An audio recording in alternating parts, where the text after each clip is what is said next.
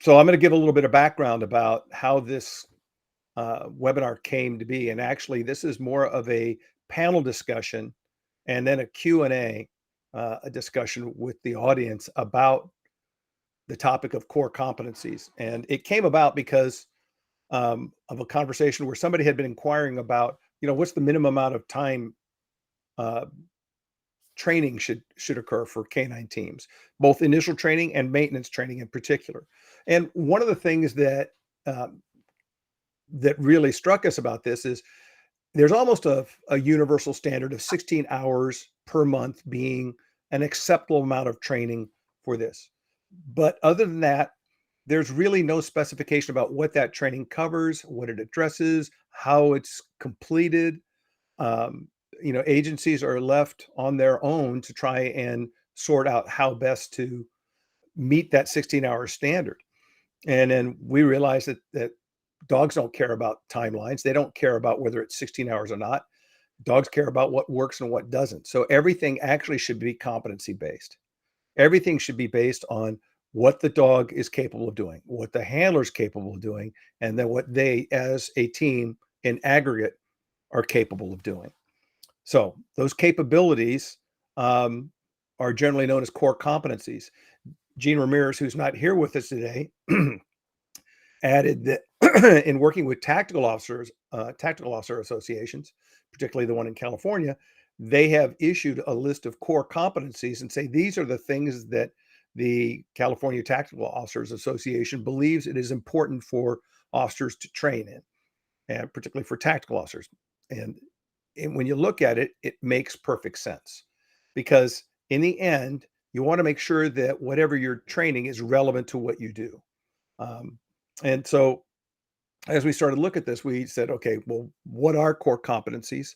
And the closest thing we came up to a definition of it are the capabilities, the knowledge, the skills, particularly the decision-making skills and and resources intrinsic to the team that allow them to deploy successfully. So with that definition of core competencies in mind, I think a big piece about this that we have to realize is as we look at what we do, it's got to be skills based. You got to be looking at for what are they capable of doing. Um, and because dogs are the only tool in the tactical police inventory that constantly modifies itself. It's the only one that moment to moment is assessing what's going on in its environment, what's going on with its handler, and making a decision about what it's going to do, how it's going to behave. And because of that, one of the core competencies for canine handlers specifically has to be training skills because that dog is constantly modifying itself. Learning is always happening. And if you don't take control of the learning, I guarantee you that dog is going to learn things you don't want it to learn. And it's going to learn limits that it has that you didn't realize were there. And so as we started working on this, we started to realize that um, we could we could create a structure like this. And with the USPCA being the nation's largest police canine organization, is kind of in a leadership position to really positively impact the law enforcement community across the country on this. And so we decided to go ahead and address the ideas of training to core competencies rather than a specific 16-hour standard. That doesn't mean you still don't do 16 hours a month. It means that you make sure that those 16 hours are meaningful and that they truly further the mission. So, you can break patrol dogs, and we're going to focus on patrol dogs because right now they're the focus of the liability exposure and the media coverage in the United States. But I guarantee you, if the critics of canine knock patrol dogs out of the way, they're coming for narcotics dogs next. And you're just going to have to realize that we have got to go ahead and up our game. And so we are in the process of developing core competencies. And Don posted a paper that the working group developed that outlines basic universal core competencies.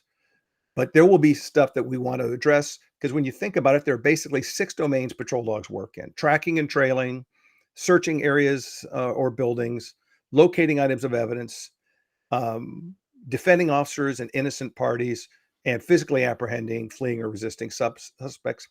But the new one that's in there, they're a really powerful tool for de-escalation. Critics will argue they're actually an escalator rather than a de-escalator, but used wisely, dogs are a powerful de-escalation tool because they can give you advanced knowledge of a suspect's presence, or at least evidence to indicate the suspect might or might not be there. That can allow you to go ahead and slow things down and make better tactical decisions. They're also a deterrent to flight or resistance for many people. So when we get to this, these core competencies have to be built around the team capabilities, the handler capabilities, the knowledge and skills of that handler, and that handler's discernment, then the dog capabilities, and put those two together, and then you can figure out what the team is actually capable of doing. And you can define those missions pretty clearly in those 6 domains we talked about. Trouble is, there are currently few, if any, law-mandated core competency assessments for knowledge. The basic certifications that some states have or that some organizations have give you the floor. They're the basics. That's the minimum. But it doesn't really talk about how you tactically deploy, because each agency is going to have a different tactical playbook, and you have to figure out how do we integrate canine operations into that tactical playbook that in a way that doesn't pull other officers out of their good tactics, and it doesn't interfere with the ability of the dog to do its job. And that takes work, that takes practice, that takes actually integrating with the patrol force. In the end,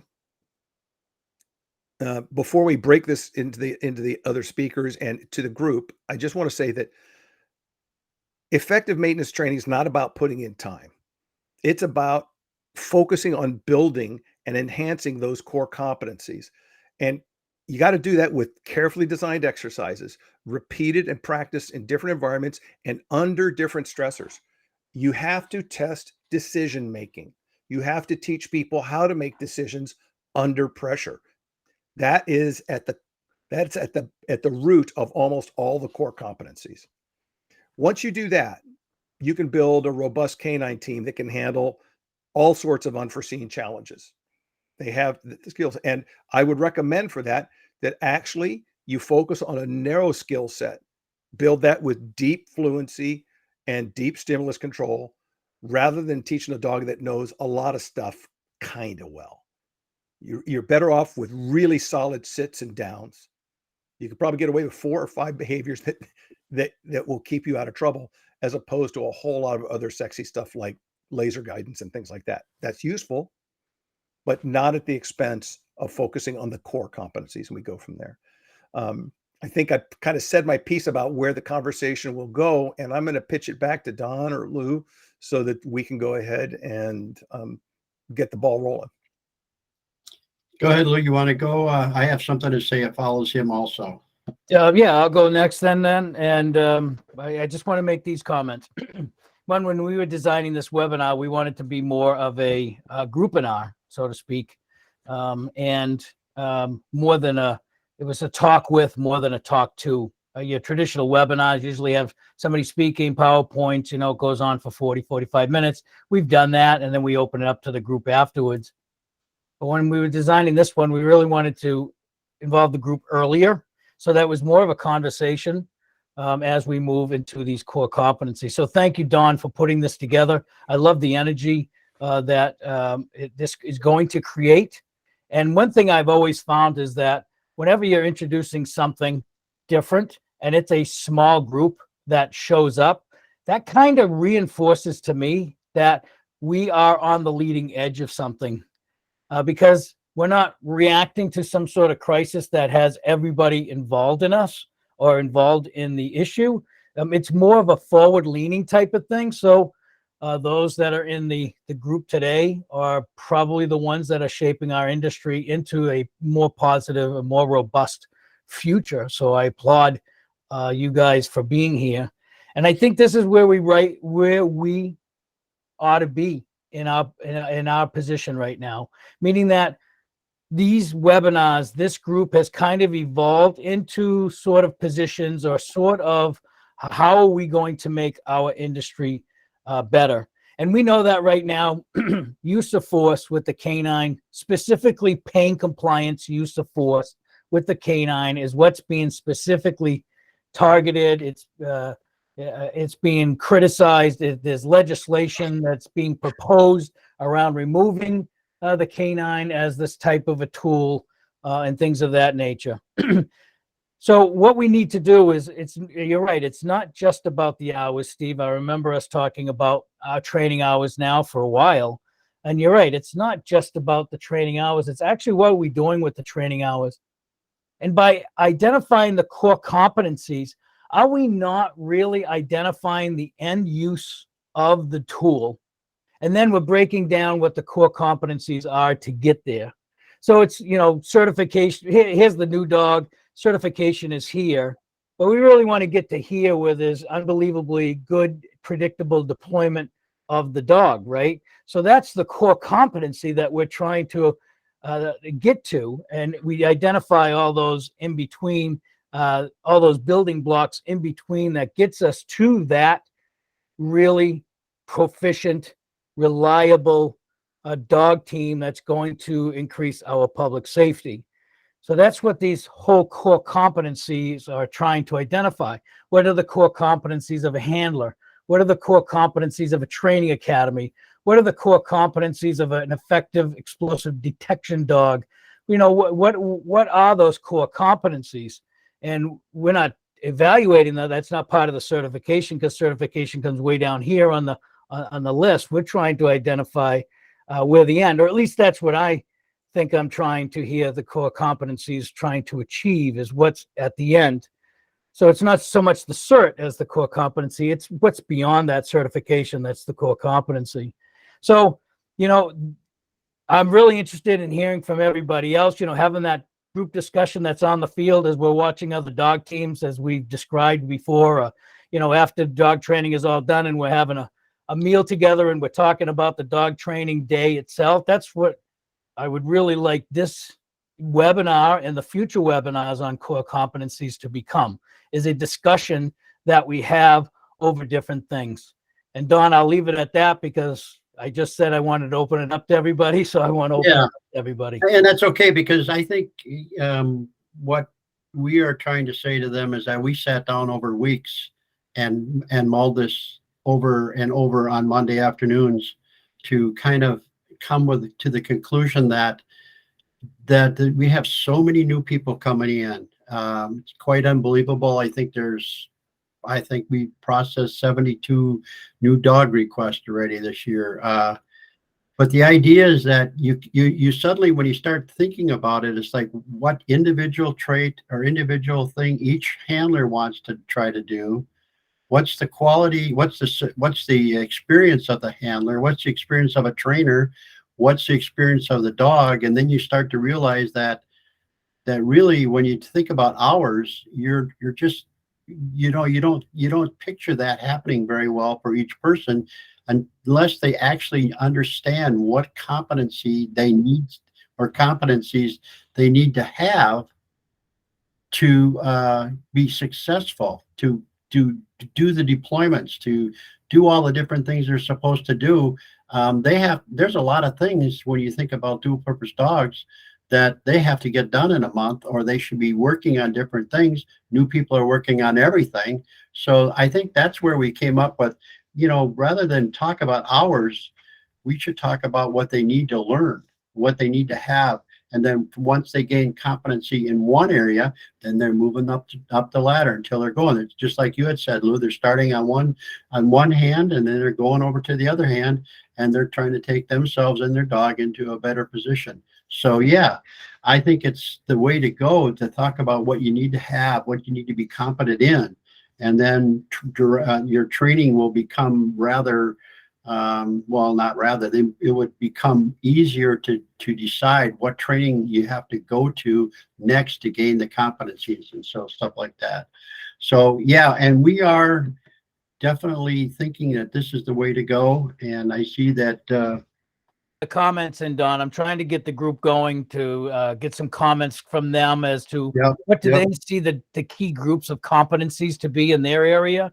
What are they finding in their agency that's important for a core competency? I mean, when we talk about a police dog team, what are we talking about? What do we expect them to do? What do we expect them to be? And what are those core competencies that we want them to have?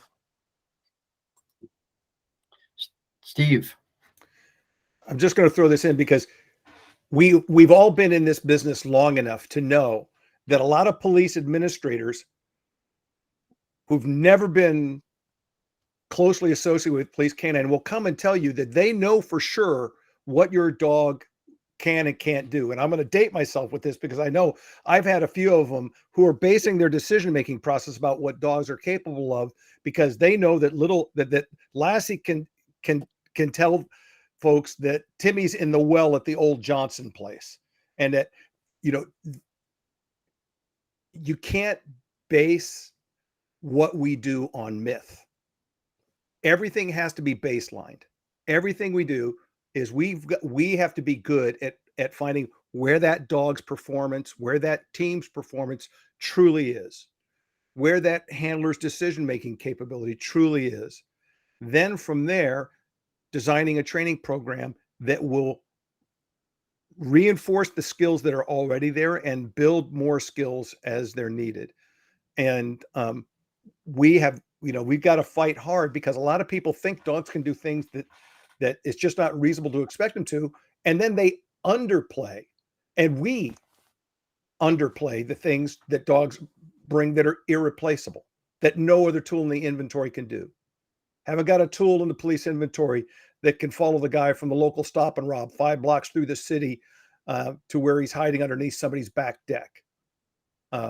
We haven't got any other tool that once launched towards its target can be stopped or can change its course or can follow the target's course and make adjustments.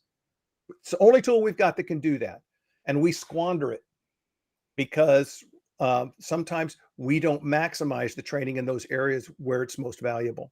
So that's why I think this core competency-based approach is going to help us make best use of those 16 hours. You keep track of your hours. Keep track of those 16 hours so that you can make sure that you're focusing on training what's most important. And I yield to the group. Your comment reminded me of something, Steve. I remember, listen, not everybody knows, but I was executive director of the USPCA before Don, and I used to travel the country like he does. And I used to talk to many, many chiefs, and the chiefs that never had canine in their background, whenever you would ask them, why do you have a police canine unit, or what's the biggest benefit that you get, chief, out of your canine unit? Almost all of them would tell me it's the PR value. I mean, that would almost come out first, more than officer safety, more than finding people. They really enjoyed having the dog as a PR tool.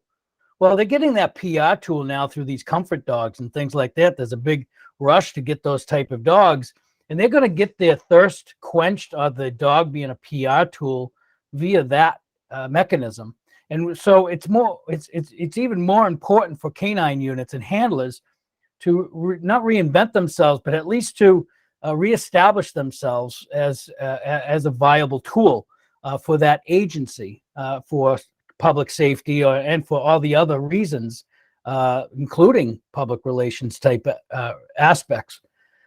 So to do that, maybe that's one of the core competencies that we need to develop in our canine team. Is a good PR tool, is a good way of public relations with that dog, and how does that look? What does that manifest itself to be?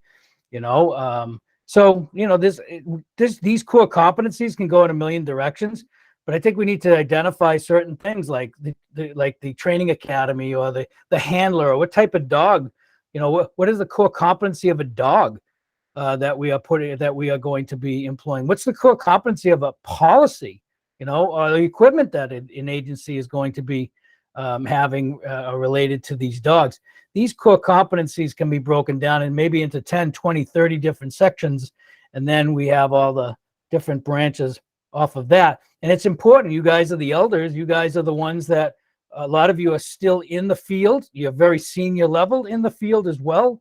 And so you're touching this every single day.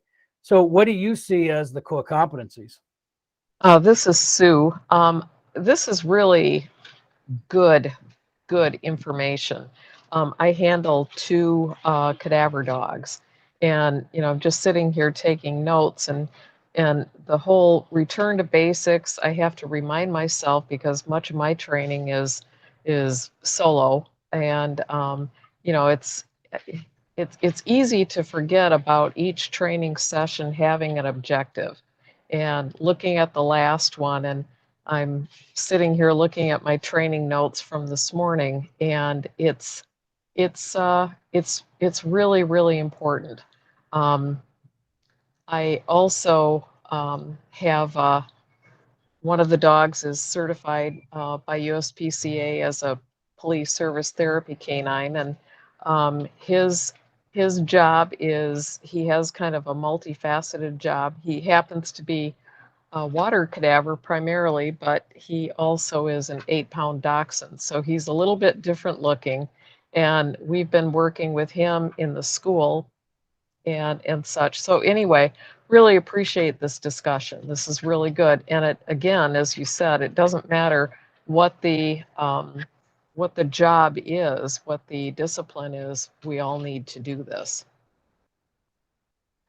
Thank you, Sue. I think there's a couple of things too that it's in our competencies that we are talking about is the handler competency, the ability for the handler to understand exactly what's happening in front of him, know his dog's capabilities, be able to look at a deployment and have an idea of what his dog is capable or her dog is capable of doing.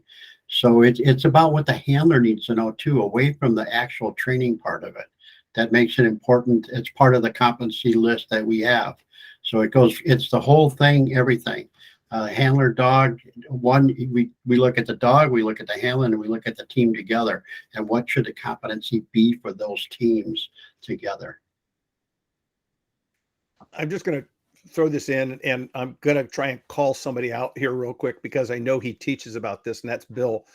If Bill wants to chime in, that's great. I'd love to hear it because I know he has a component of his materials that is about things handlers do that get them in trouble. And usually those things that get handlers in trouble boil down to 2 things. I think it's either deploying the dog when they shouldn't, or deploying the dog in a way that doesn't comply with best practices, either department policy or legal requirements. And if Bill or somebody could chime in on those things, because the core competencies are designed to be the framework that helps you ensure that you're staying in those things that aren't going to get you in trouble, that you're actually doing the things that are where you're going to bring value as opposed to a detriment to your agency. Okay, you called me out. Yep. Well, and as we're having this conversation about core competencies, and again, it is something that I address in my classes as well, and more so recently. But for me, the core competencies really relate to more of a physical aspect of utilizing a canine team. The education part of a handler, the training for good decision making, to me is another component that is equally important. But the core competencies to me, and again, number 1 on my list is a verbal out, and next is a tactical out. And some of the things that I've taken from certifications, for me, when we basically certify, these are really the competencies that we are striving to achieve.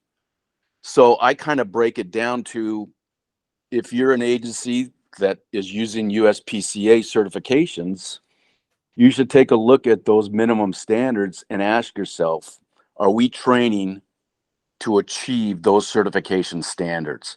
Kind of as that building block of that first step, because a lot of agencies do not.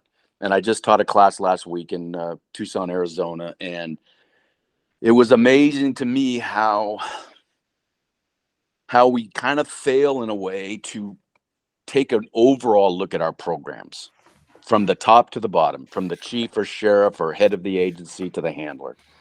Are we all on the same page? You asked the question earlier, what are we going to use these dogs for?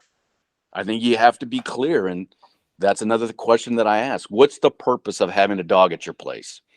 And can a handler recite that? Most of the times they can't. They're not sure. And today, you got to be sure.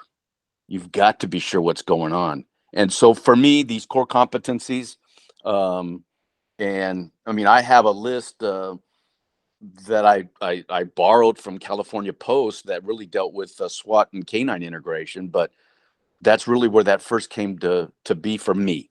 And so as we look at what we need to achieve, it's like it's basic handler skills in a way, and it's basic dog skills.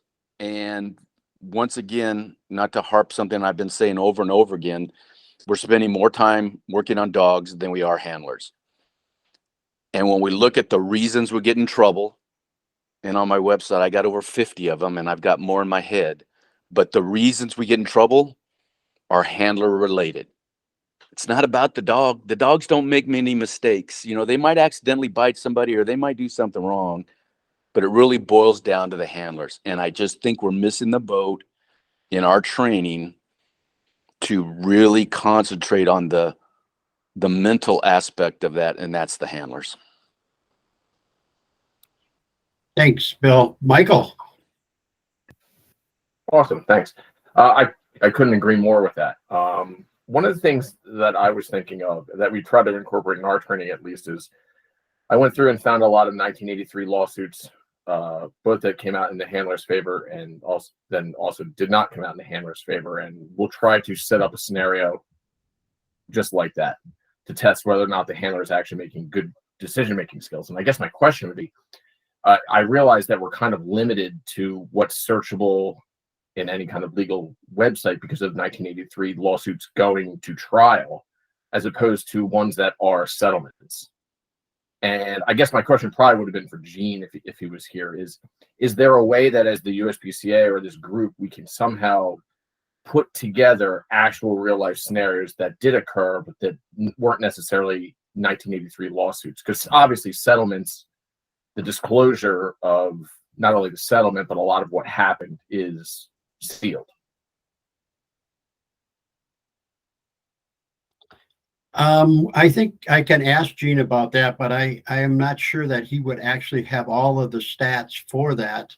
I look at what some of the mistakes are that the handlers are making, and some of it is what they've been taught. Is kind of, as a group, the active people are updating themselves to some degree. And so I can say in the USPCA, we have a large contingency of retired people. And then we have people that retired and then they went on to train, but are they updating themselves? So there's a lot of things that are happening. Some people are still teaching to choke your dog off the bite as the go-to system for getting your dog to release. And that is something that was probably more prevalent way back in the 70s and 80s than it has anything to do with it now. So that's an interesting question. Lou, do you have anything on that? Don, to be honest with you, I've been busy writing this flow chart about what Billy was talking about and what Michael kind of followed up on, because I'm trying to build with core competencies here. And then on the bottom is, why do we have a police dog to begin with, type of thing. And I'm trying to fill in between physical skills, administrative skills, the physical part. I guess I'm breaking it down into deployment and then into training itself. And then on the administrative side, it's the handler, it's the leadership, and then where the failure points are. So that's what I've been doing. So Don, I don't have an answer for you because I've been doing that. Oh, that's okay. I think a lot of things are. I think some of the things that are problematic for handlers is the way that they're introduced into the system and the techniques that they're used that are said, this is the way we do it. And I find it, and I found it actually in the middle '90s when I would get around someone that had retired, and I just sit and listen to them talk, and all they talked about was what they did back then. That's because they haven't any experience now, and when you get to training and things like that, that becomes a problem. So, and I'm not saying they're doing things bad. They may not be doing anything, but the idea is we have to keep providing or keep updating ourselves to the things that are happening now. Why would you take your dog to do pain compliance when you know you can't get your dog to release? I mean, it's common sense kind of stuff. So, yeah, I'm going to ask Gene. He's kind of busy. Lou? Yeah, so I have a comment on that, and one is some of the things I mentioned this on Monday. I had a conversation with the dog trainer in Connecticut once who told me that it was not their job to train the deployment. It was only their job to train the dog team, and the deployment parts were left to the agency because in all fairness to the trainer, they didn't know what the policies of all the individual departments were that were training at that academy, and so on. And that trainer visioned their job is to just train the skills necessary for a dog to achieve a certain goal, whether it be a detection chore or apprehension chore or whatever. And then that brings to mind too, some of our trainers don't have police or civilian law enforcement experience in deployment of dogs. They have wonderful experience in training dogs and maybe a lot of military deployment, but that does not actually equate to police civilian deployment or police civilian type of training. But there's a lot of crossover, no doubt. But there's all kinds of considerations when it comes to that type of training. And then, of course, you get the old school trainers. This is how we trained dogs back then. This is how it worked back then. So it should be working today as well, without taking into account the evolution of the deployment or the evolution of dog training techniques, and forgetting about those or not utilizing those and becoming what I consider to be outdated or kind of a dinosaur type of training, because there's other methods that are better and there's other ways of deploying the dog that we should look at. That don't necessarily, what was good in the 70s, 80s, and 90s are not necessarily how we should be deploying the dog in the 2020s type of thing. So yes, there's a lot of things to consider when it comes to the training of the dog, and I mentioned those. I'll let someone else speak. Steve? Well, I just kind of want to fold what Bill said with what Michael said, and I think there's a place where we can do this. And Bill's right.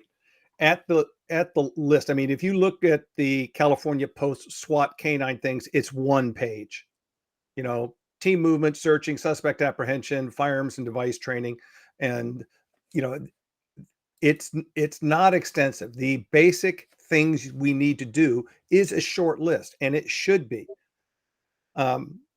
Where I differ a little with Bill on this is that I think that we as an organization and that agencies also need to realize that to do this, a handler needs to have a set of core skills besides those tasks. They have to, in other words, they have to be able to take that dog and teach the dog and maintain the dog in doing those things. And I think that's a big piece that a lot of initial canine training is missing. They don't they teach people how to be operators of the machine as opposed to technicians that maintain and enhance it.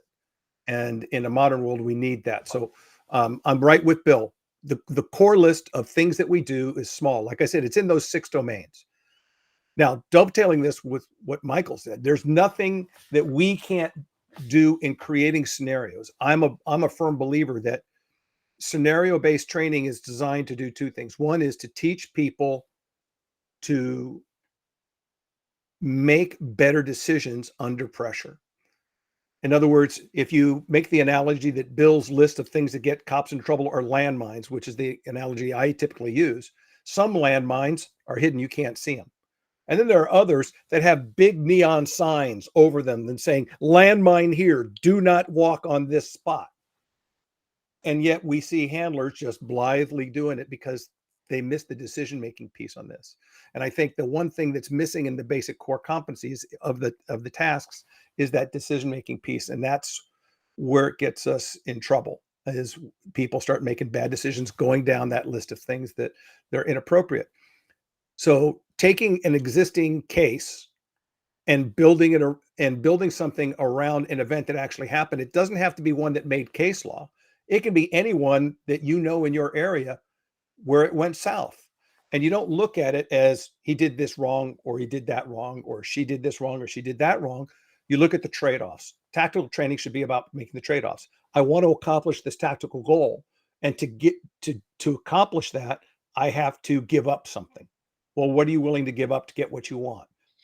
In making the decision whether I'm going to do a dynamic entry to a room or I'm going to pie a doorway is a tactical decision made in the moment based on the context. And we have to be better at teaching those pieces. And if you take a look at it, well, that's under team movement, team and stealth movement techniques and things like that.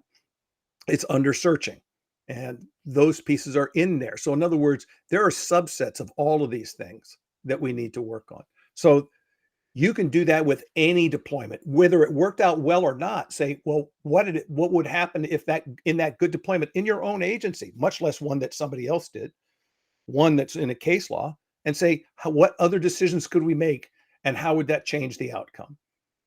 It's always about playing with the permutations. So that's just my 2 cents on that. And I think Bill's got something he wants to say. Yes, go ahead, Bill. Well, I was getting ready to say one to answer Michael's point here about what cases are out there and why are people getting sued and what are these situations. I mean, I track them as best I can. I don't follow them. If people send me information, I get it. But one of the big ones is excessive force. That's first and foremost on most lawsuits, excessive force. And a lot of the times that relates into bad decision making and the ability to get your dog off the bite in a timely manner. That's forefront right now with a lot of the lawsuits that are out there. And every time excessive force takes the lead. The ability not to get your dog off in a timely manner is there as well. I'm currently working on a case right here in California. It's kind of amazing to me, but the case is not about the deployment. The courts ruled that the deployment was not unlawful. We are dealing strictly with the duration of the bite. And the handler did an excellent job getting the dog off the bite. It took them a while to get up a stairway to get to this person, but they moved forward. They did it. Handler got on there less than 5 seconds. Once everybody had control of the suspect, they got him off. And that's really where I see today with the videos that are running out there on the going viral. It's handlers who can't get their dog off a bite. Control, and that is one of the core competencies. Controlling your dog. Can you control your dog? When you tell it to release, does it release, whether it's verbally or physically? Those are some of the key things that are out there. And then, talking about what Steve just mentioned, again, to me, as I look at it, you have the dog, you have the handler. And it's just, again, I don't think we're doing a great job training our handlers. Is that a core competency? I guess it could be. But I think it's just an obligation that we have on the education side of our training to make them go through. And one last comment that Dave had made earlier about the trainer who said, well, that's not my job. That's the department's job. I actually had that same conversation many years ago with a trainer. He had asked me to review some scenarios, and I reviewed them, and there were some standoffs, and I kind of threw back in like, well, these all appear to be deployment scenarios. These all appear to be bite scenarios. Why don't you kind of mix it up and put some don't deploy scenarios in there just to see what happens? And he came back and he's pretty much, we talked about the use of force application, and he told me this: it's not my job to teach the use of force to these handlers. That's the department's job. And that's paraphrasing. I lost a lot of respect for that trainer that day. Because I told him, I disagree. I think it's foremost your job to understand the use of force and how we're going to use dogs, because that's what you're training the handlers to undergo and to evaluate. David Green. Hey guys, I think if we're starting at a baseline of class, I think we're on the right track. But what I've seen in some of my classes away from my department, I'm privileged to work for a larger agency that has really good officers, and we take into consideration prior to giving them an additional tool that actually thinks for itself. We take into account their decision making, their previous use of force application, and other things. But what I am seeing in some arenas, smaller agencies, unfortunately, a lot of sheriff's departments where things are more political than the municipalities, their selection process is extremely, extremely flawed. So it's just like us looking for the genetically sound dog. If we don't have the genetically sound handler, if you will, we can't bring a handler that's a 5 on a 1 to 10 scale up to an 8 and expect it to make good decisions under stress. I think that if you're talking administratively, has to be a serious part of this conversation.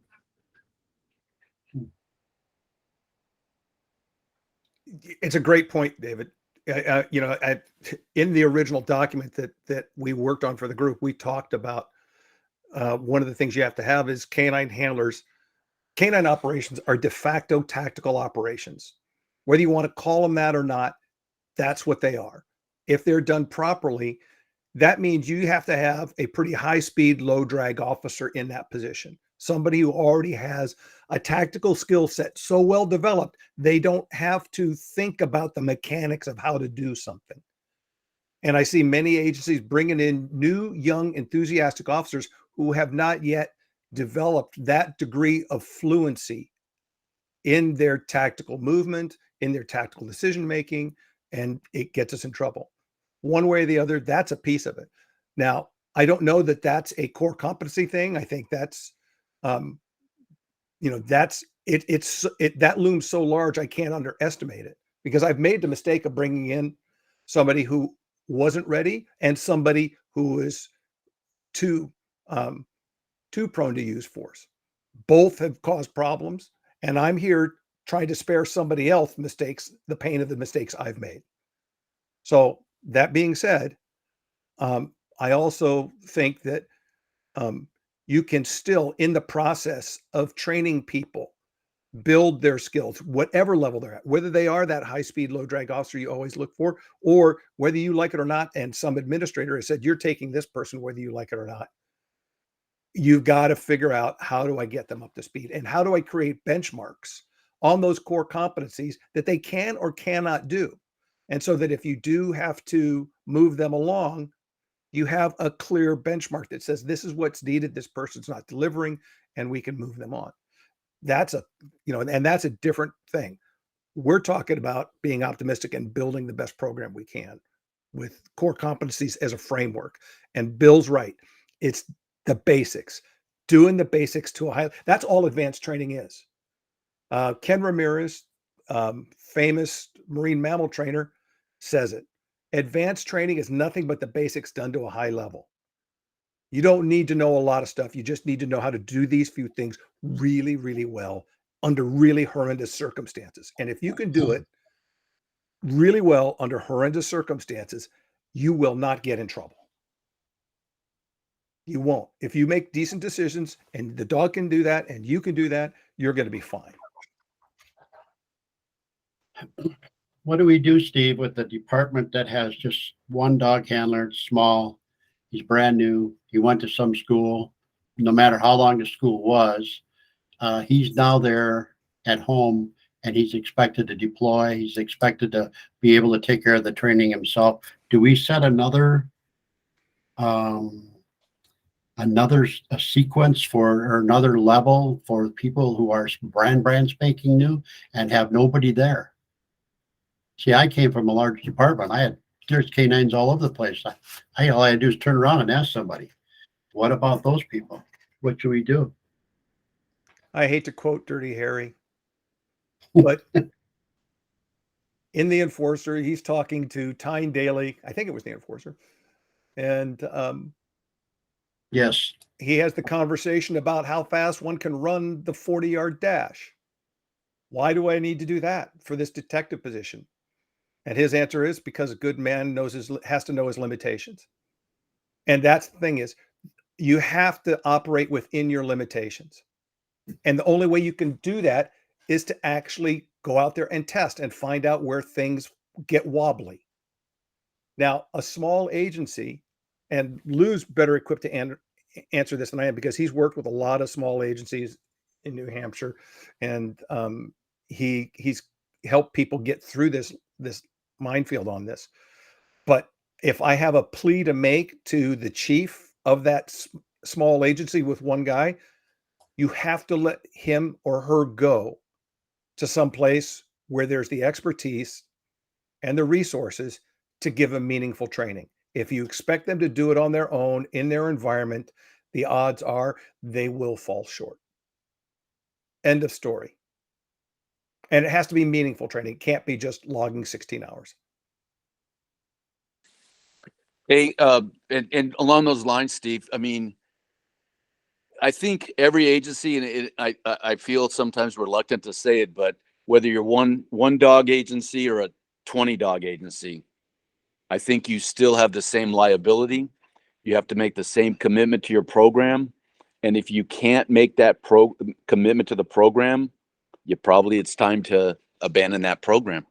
And I get that quite often, even in my classes, sometimes with the recommendations I give, that some people will come back and says, oh, those suggestions are great for a large agency, but not for a small agency. We're all doing the same thing. We all have to do the same certifications. We all have to rise to the same standards, whether you're an officer of a small agency or a handler of a small agency.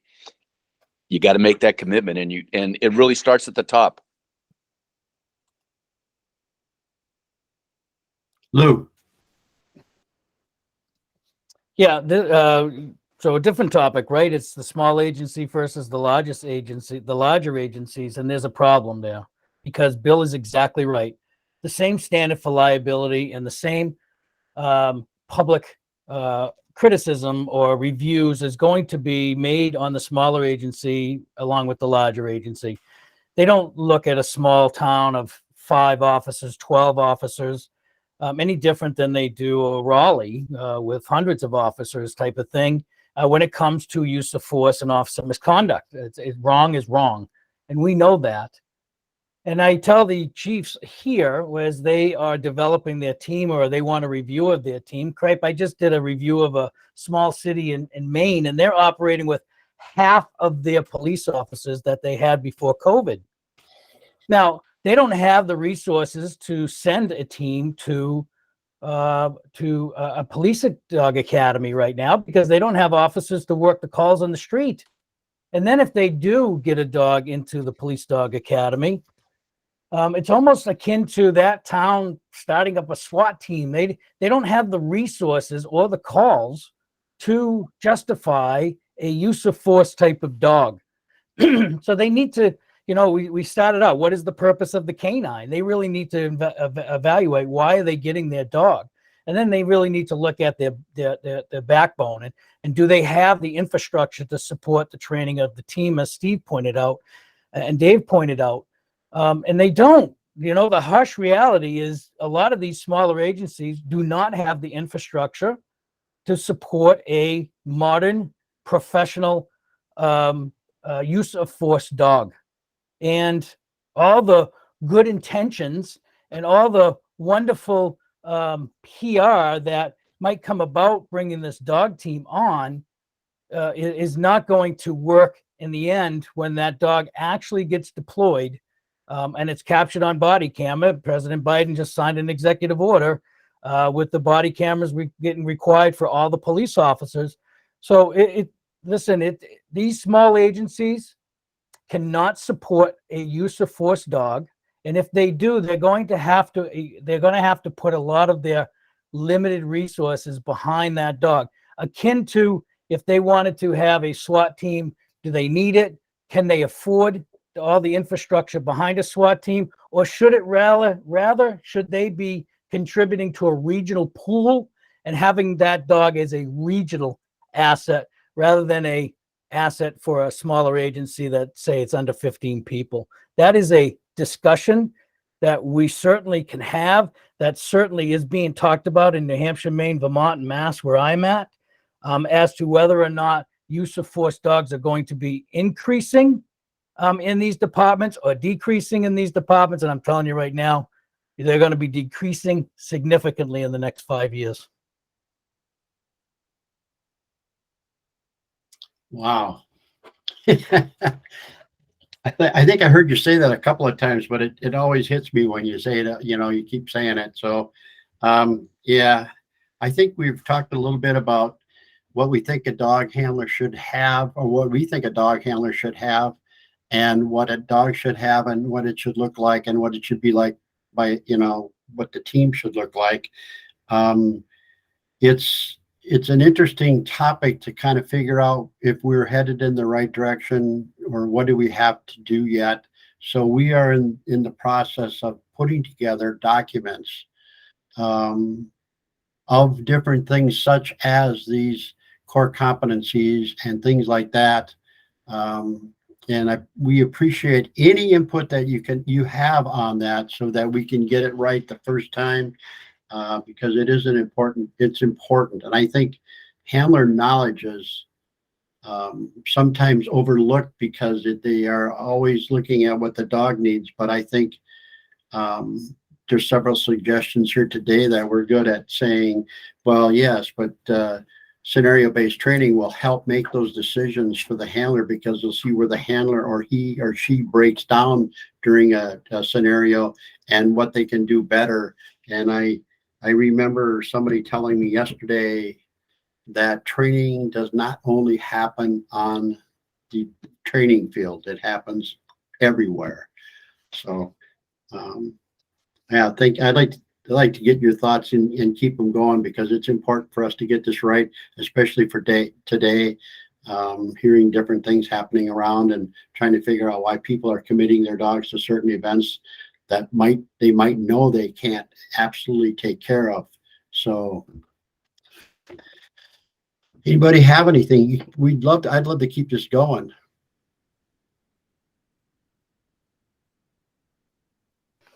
Don, this is what I have. I don't know if everybody can read my scribble, but I wanted to give you something that captured at least what I heard our conversation was today. And it begins with, on the bottom, what is the purpose of the canine, or why do we have it? And then the core competencies, and then some of the stuff in between that we talked about, to include where the errors fall. Culture, we talked a little bit about. We scratched on, deployment and things like that, and how we can break it down really into two parts: the physical skills and the admin skills, and then handler dog, handler leadership, selection of the handler. We talked about culture. We talked about scenario-based training. We talked about the handler and the importance of training, duration of the bite, ability of the dog to be removed from that bite as one of the canine physical skills.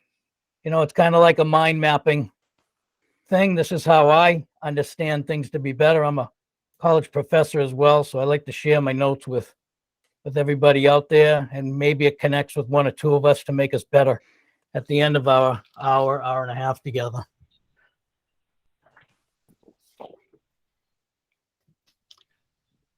This is Sue. Yes. Sorry. This is No, go Sue. ahead. Lou, I'd love to help you with that. I also taught at Michigan State University for a long time, and think that's really, really important. So I'd be happy to give you my opinion. You get varsity players together in one room talking like we're doing here. And my goodness gracious, I couldn't be more energized. I'm jacked up right now, guys. I love talking dogs. I love talking high level of dog stuff. That we get into the issues. We're not sugarcoating stuff. We're talking about the things that's really affecting good police dog deployment. And we're seeing police officers going to jail, or at least going through a lot of hardship with civil rights cases and stuff like that. Billy defends them. I defend police officers and these things. I see the real hurt, the real harm, and not just the police dog handlers and the agency, but also in people that we are trying to apprehend and stuff like that. So, there's, and I applaud you guys. I started off my comments saying thank you for coming, because truly you are on the edge of being the leaders. You're at that point of leading this canine industry into the next 5 to 10 years. And so it's important that we have discussions such as this with people such as you. What's the message to you all? What is the message, or how do we message people that we know are doing something wrong? They're either deploying wrong, they're committing, their dog did things that they shouldn't, they're making bad decisions. What's the technique that you would suggest that we do to get that message across? I have pretty limited experience with outside of my region with USPCA, but I guess what I would really like to do or to see is more emphasis on training at the regional level. Certainly at the national, if people can make it, but I think that we have a tendency, and I'm kind of speaking just on my own part, we have a tendency to, have kind of a training day and then go right into certifications. And I think that's, it's hard to sponsor these, but I think it's really, really important that maybe we focus on more training and at the regional level, especially making it maybe only one day so people can actually participate, especially for these departments that have, 1 or 2 handlers. My 2 cents. Go ahead, Dave. Thank you, Dawn. I just want to double down because I want to give a very specific example that maybe you can help me out with this group. The city of Raleigh, we certify on USPCA. We've had a dog program for a very long time, and our local sheriff's department, who I've sat on oral boards for, we've had this very conversation. They had a much looser bite policy than we did. And I was very direct with their trainer and sergeant about, hey, you're way too loose with this. This is going to get you guys in trouble eventually. No, the sheriff backs us. No, the sheriff backs us. And at being as direct as I could, even supplying case law and training suggestions, they eventually get an extremely prolific, ugly bite that, just like you said, Lou, it diminished the bite dogs in our area. The county municipalities literally took dogs off the streets because of the sheriff's department application of force, misapplication of force, if you will, in that situation. So I'm super interested. Now, they're not USPCA. I'm super interested on how you guys feel that we can move, I don't know, forward with people that we don't have as much influence over. Does that make sense? But I'm very close with him, so I was very blunt and direct with him too. So thank you. Michael. No, I was literally thinking everything along what David said, except for the fact I know we spoke, how do we do it regionally, but and I think after we saw what happened with George Floyd, it's not just regional, it's national, because YouTube is worldwide. And I know, I mean, my 9 square mile municipality that I worked for watched hours and hours of the body cams, of the videotapes of George Floyd, and it was immediately supposed that it must be going on in my agency too. And I think you're seeing that too with bad bites. It's not just in our local region. Maybe that was the case 20 years ago when you would hear of a bad bite in a region and it would affect you regionally. But now a bad bite in Montana, unfortunately, affects me in suburban Philadelphia. And you asked the question, how do we reach out? I don't know. That's a hard one, because they're so it's, we talked briefly about culture within the agency, and that transcends even canine. That a municipality in Western Pennsylvania, it operates very differently with use of force than in Eastern Pennsylvania, or even a small rural department versus a more urban department. I think that's a huge part of it, just with the advent of body cam and the advent of YouTube and the ability of politicians to watch what goes on in, Oregon or California or Kansas and apply it somehow to your area where it is either occurring or it's not occurring. And unfortunately, I don't know what a good answer, how to influence the people who aren't doing it properly, because their improper actions are unfortunately affecting the people who are doing it properly. Even if you wave the banner and say, look at our policies, look at our procedures, look, I mean, I'll speak for our own particular agency. We haven't had an actual bite 8 years, but we have lots of surrenders and we have lots of locations on tracks. But unfortunately, those statistics don't matter as much as watching a bad bite on a track that occurred in Oklahoma. So I wish I had an answer. I don't have an answer. David. I'm going to be audacious with this. What makes me sometimes a decent teacher makes me a horrible business person, which my boss in the civilian world doesn't like. But the audacity to provide free training, possibly as the USPCA leading organization in the country for this, is that even in the realm of possibility where we truly invite people from the area to bring them in? And that's a whole other conversation. I recognize that, but that's what I thought of sitting here while Michael was talking. The most interesting questions and the answers and such. So the training part, we often put on our, this webinar went to everybody, it went to NPCA. So there was NPCA people signed up. I don't think they're here, but that's okay. It's about dogs. So, or dog training. So the idea is that we often say you don't have to be a member. You just need to, just come and sign up. We don't ever use anybody's email. The problem, I think, in some things is everybody is dealing with a culture problem. And it stems from what people did way back when, and that seems to carry over. The training part is difficult because I am assessing it. I actually was talking about it this morning, is that if we held a national training event, would we actually get anybody, because departments are so poor with manpower? So why don't we do several smaller? And I wanted to do 3. So everything is on the table to do that, but I think I don't really know what's happening in all the different areas to say that, hey, we have people that won't come. But I think we have it, as far as USPCA is concerned, we have it really nice because we actually have a representative of the board, so to speak, in every area. And they are right there. They don't have to come in and do any training, but they're right there. But at this time, they are busy. So I don't know about that.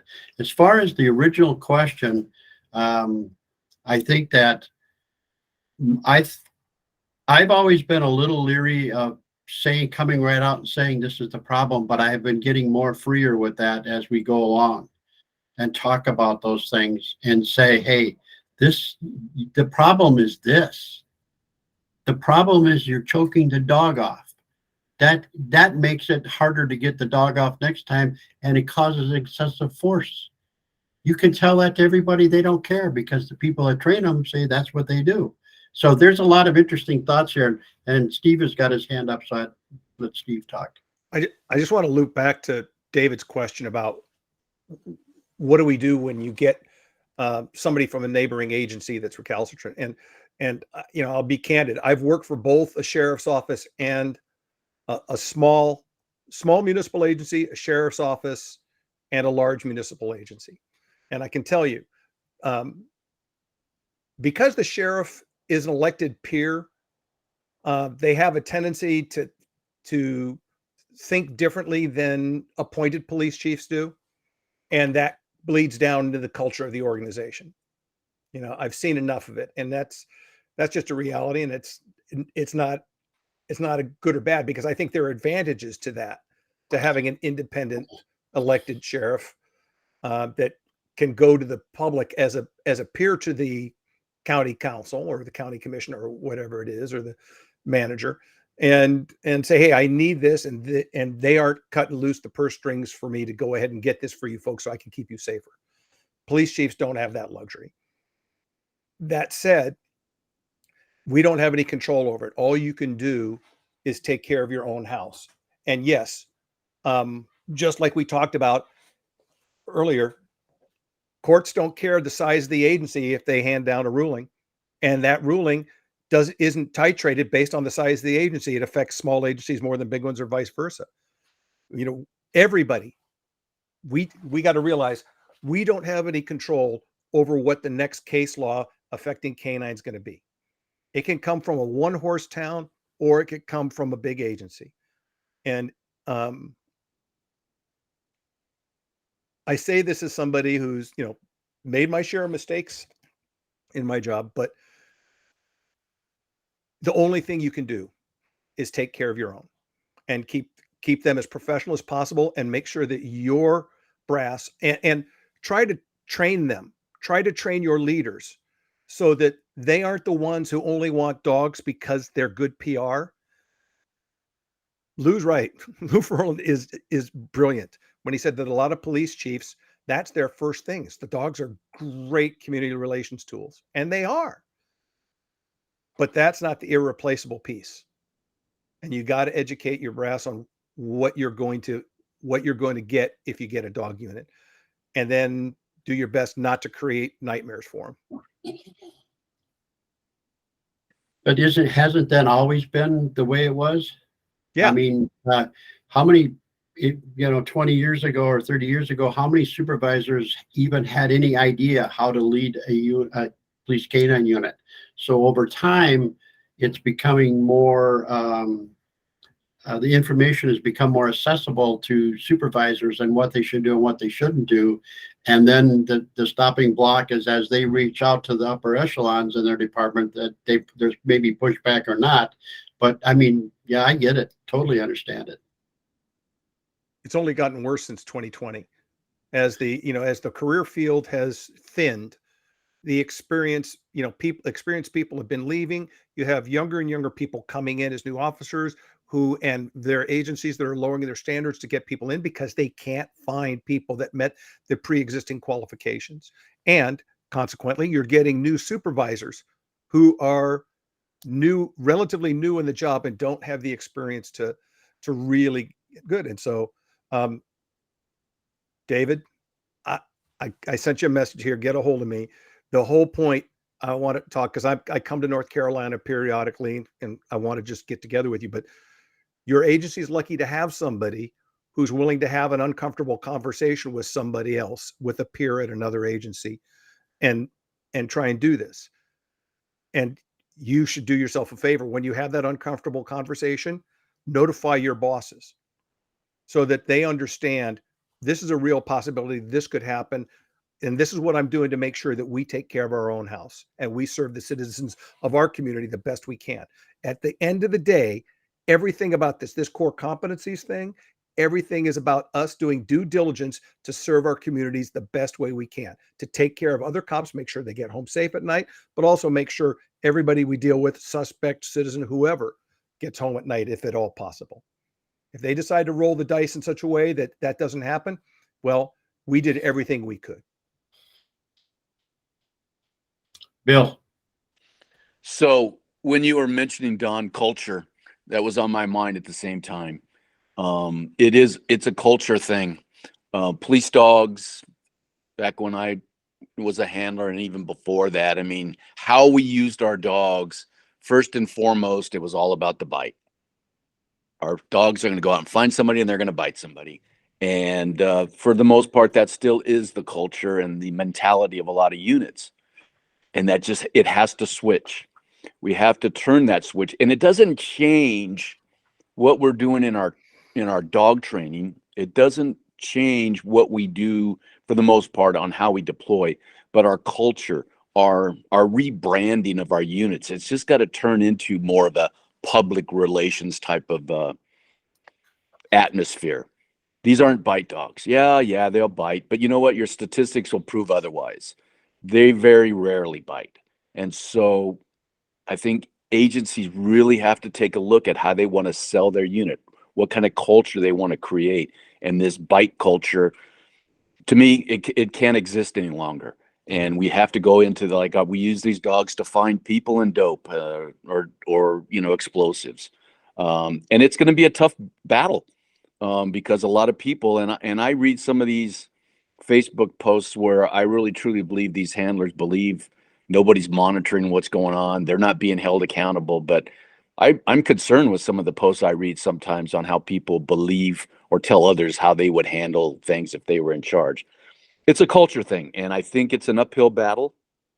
From the training perspective, I really think that, and for the last probably 5 or 6 years now, when I've been asked to teach, I teach people stuff.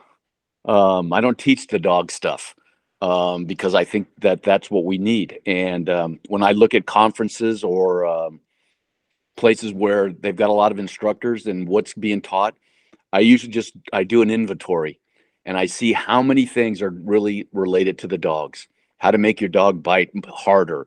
It's dog related, and percentage wise, people training, it doesn't exist very much. And I think that's got to be one of those steps that either USPCA or whoever else is putting on these conferences has to take a look at the handler training aspect. Preach, brother. Yep. Bill, would you tell everybody what your webpage is? I'll say it and then I'll write it in the message board, but it's tactical K9USA.com. Thank you, sir.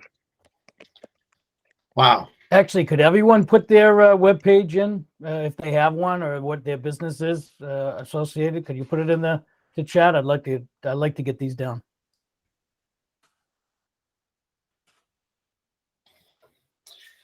I'm sitting here getting more ideas for future webinars. Well, that's the networking benefit of having these type of things. Dave was asking, what do we do? This is what we do. We just keep moving the ball forward. We keep leaning into it. We try to get the word out to as many people as we possibly can, and spread some roots, and obviously, and it works to energize us, right? It keeps us focused that what we are, reinforces what we are doing as the right things too. Every now and again, you got to tell a police officer they're doing the right thing, rather than always telling the cop you're doing the wrong thing. That after 20, 25 years, that beats you down pretty good. You'd have some leadership every now and again that says, you know what, you're doing the right thing. Kudos. So this is a forum for that.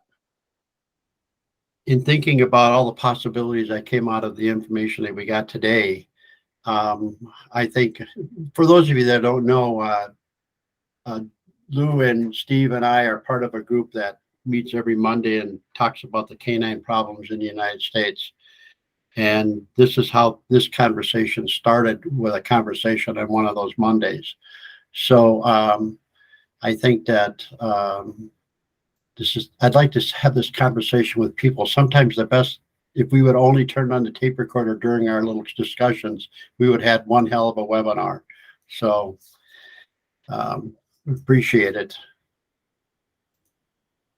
Anybody else want to say anything?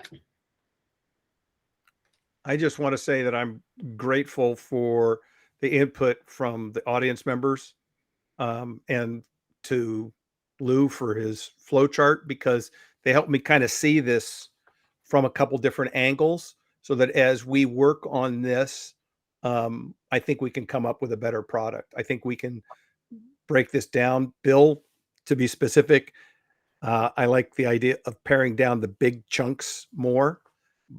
And at the same time, I think we're going to wind up having to get into some of the loop end of the leash things, with some depth. And that may be a different set of core competencies that are not the task oriented ones, but it really helped me see some things. And